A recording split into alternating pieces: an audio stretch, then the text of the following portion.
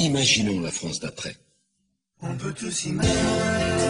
On sait parfaitement bien que ce n'est pas 29 ministres autour d'un Premier ministre, que ce n'est pas un nouveau président de la République qui changera tout. Un mot, si vous me le permettez. Rien ne ressemblera plus à la France d'après l'élection présidentielle que la France d'avant. Et j'aimerais que nous apprenions à voir la politique modeste. On ne viendra pas à la privatisation. C'est clair, simple et net. Il n'y aura pas de privatisation d'EDF et Gaz de France. C'est clair, c'est simple et c'est net. Il est en effet clair qu'EDF et Gaz de France doivent pouvoir lutter à armes égales avec leurs concurrents. Pour cela, nous devons les transformer d'établissements publics en sociétés anonymes. Et s'agissant de l'immigration, je veux aussi que les choses soient claires. Je n'ai jamais été, Christine O'Krent, pour l'immigration zéro. Il faut déclarer comme objectif le quota zéro d'immigration. Et cela sans que nous n'ayons de leçons de racisme à recevoir de personne. La jurisprudence du Conseil d'État est précise. Pas de signes ostentatoires. Et Saint-Esprit descende sur ce bateau et son équipage. Amen.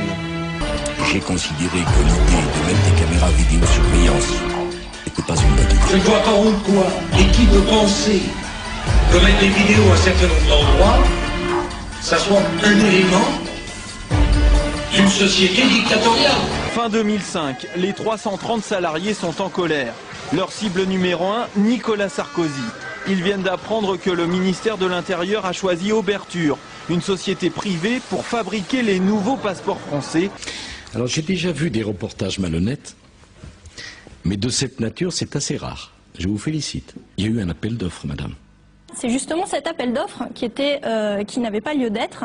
Le Conseil d'État a en effet confirmé le monopole de l'imprimerie nationale sur la fabrication des documents officiels sécurisés, donc dont les passeports électroniques, et ceci selon une loi de 93 qui, ironie du sort, avait été signée par Nicolas Sarkozy, ministre du Budget à l'époque. Sur les 15 pays de l'Union avant l'élargissement, il y en a 14 quant à ministère d'immigration, un seul qui n'en a pas, c'est nous. Parmi les 14, 6 n'ont aucun ministère ou secrétariat d'État spécifique. En fait, il y en a un seul qui a quelque chose qui se rapproche un peu de ce que M. Sarkozy propose.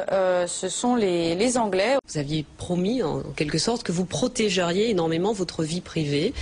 On est suivi par des photographes, c'est comme ça, je m'en plains pas, mais ces photos ont été volées. La Guyane, une pirogue, un couple qui affiche sa réconciliation. Cécilia est de retour et Nicolas Sarkozy entend le faire savoir. Il s'était engagé à rester discret et à ne plus mélanger les genres. Une promesse vite oubliée à 10 mois de l'élection présidentielle.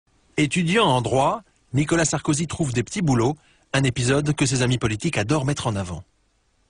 Tous les mômes de Neuilly vont pas bosser chez le fleuriste le week-end ou chez le glacier pour se payer leurs études. Aujourd'hui, ce mythe de Nicolas travaillant pour payer ses études fait un peu sourire sa maman.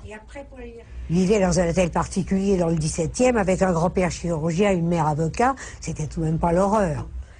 Dans le cours le plus chic de Paris, c'était pas vraiment le drame, hein. Faut pas exagérer.